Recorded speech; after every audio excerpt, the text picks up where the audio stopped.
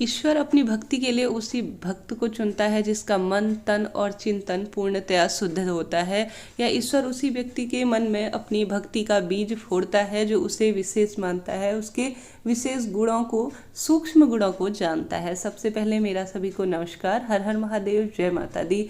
आप सभी पर माँ भगवती कृपा बनाए रखे, इसी आशा के साथ माता रानी के दिन शुरू हो रहे हैं। हालांकि प्रत्येक दिन भक्ति के उन गुणों को भक्त को अपने अंदर आवश्यक रूप से लाना चाहिए, तभी जो है उसकी पूजा सफल मानी जाएगी। सबसे पहला गुण है शुद्धता। अपने मन को पूर्ण रूप से हमें माता की भक्ति से पहले शुद्ध करना होगा। कहने का अर्थ है सबसे पहले हमें अपने मन में सच्चे भाव माता के प्रति लाने होंगे। विशेष रूप से किसी भी तरह का छल कपट हमें अपने मन से शुद्ध करना होगा। तन को हम शुद्ध कर लेते हैं, परंतु मन की सफाई आवश्यक है। किसी भी जीव जंतु या किसी भी संसार के प्राणी के प्रति सबसे पहले ईर्ष्या इत्यादि की भावना को समाप्त करना होगा। उसके पश्चात हमें अपने मन में पूर्ण रूप से समर्पण की भावना लानी होगी। भक्ति पूर्णतया समर्पण मांगती है। ऐसे में आप सभी भी माता की भक्ति कर रहे हैं तो सब कुछ माता रानी को समर्पित कर दीजिए। 9 दिन उनकी पूजा आराधना में विशेष रूप से लग जाइए और बिना किसी कामना के करके देखिए, फल मिलना निश्चित है। हमेशा जो है गिन गिन के हम कार्य करते हैं, तभी तो हमें गिन गिन के इसका फल मिलता है। माता रानी की सेवा आप बिना किसी स्वार्थ के सच्चे भाव, सच्चे मन से जो आपके पास जैसा है उसे समर्पित कर दीजिए और सच्चे भाव का ध्यान रखिए। माता रानी से कहिए कि यही है मेरे पास, हे माँ तू सब जानती है, तेरे आगे ही सब कुछ है।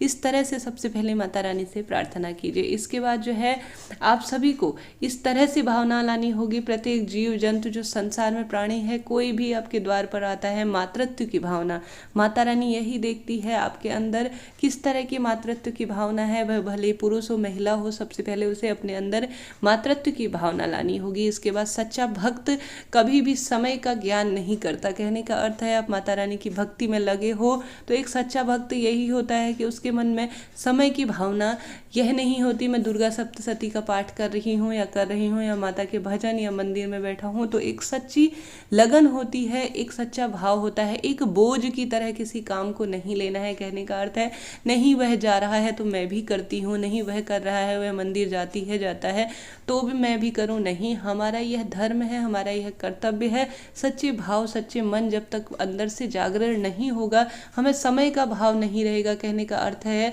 कि कब मैं पूजा पाठ में बैठी हूँ, कब मैं इसमें से उठी हूँ, हमें कुछ ध्यान नहीं है। बस हम सच्चे भाव, सच्चे मन से माता की भक्ति में लगे हैं।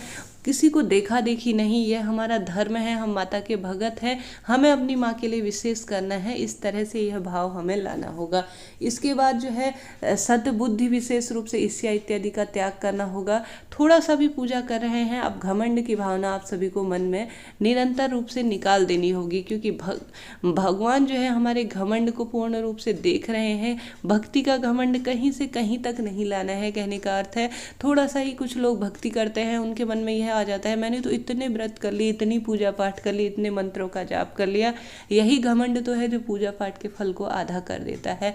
इसके बाद निरंतर विश्वास, कभी भी माता रानी या भगवान के प्रति निरंतर विश्वास पूर्ण रूप से मन में लाना होगा। अविश्वास की भावना खत्म होते ही हर जो हमारे अभी तक का कमाया हुआ धन है, पूंजी है पूजा पाठ की, वह भी धीरे धीरे नष्ट होती चली जाती है। पूर्ण रूप से जो कर रहे हैं भगवान उस पर विश्वास रखिए। कुछ अच्छा ही किया होगा, बुरा हो रहा हो तब भी जो है जीवन में उसके प्रति आशावान रहिए और विश्वास करिए। इसके बाद सभी को ध्यान, पूजा पाठ इत्यादि में जहाँ तक संभव हो ध्यान लगाने का, ध्यान केंद्रित करने का प्रयास करना होगा। तभी जो है पूजा का गुण हमारे अंदर आ पाएगा। तन मन धन से पूर्ण रूप से समर्पण की भावना माता रानी के प्रति हमें समर्पित करनी होगी। इसके साथ ही अपनी प्रशंसा से किसी भी तरह से उत्साहित ना हो, यह बात का ध्यान रखिए। ईश्वर सर्वोपरि है, इस बात का भी पूर्ण रूप से ध्यान रखना है।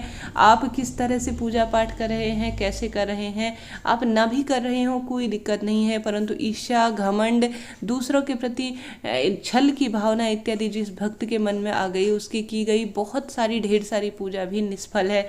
इससे पहले आप सभी पूजा कर रहे हैं तो इन चीज़ों को अपने मन से निकाल दीजिए। निष्काम भाव से तेरा तुझको अर्पण क्या लागे मेरा, थोड़ा सा धन प्राप्त हो जाए तो इस भावना को मन से निकाल दीजिए कि अब मैंने भक्ति के माध्यम से बहुत कुछ पा लिया है, ईश्वर ने मुझे ऐसा कुछ दे दिया है, यह दे दिया है।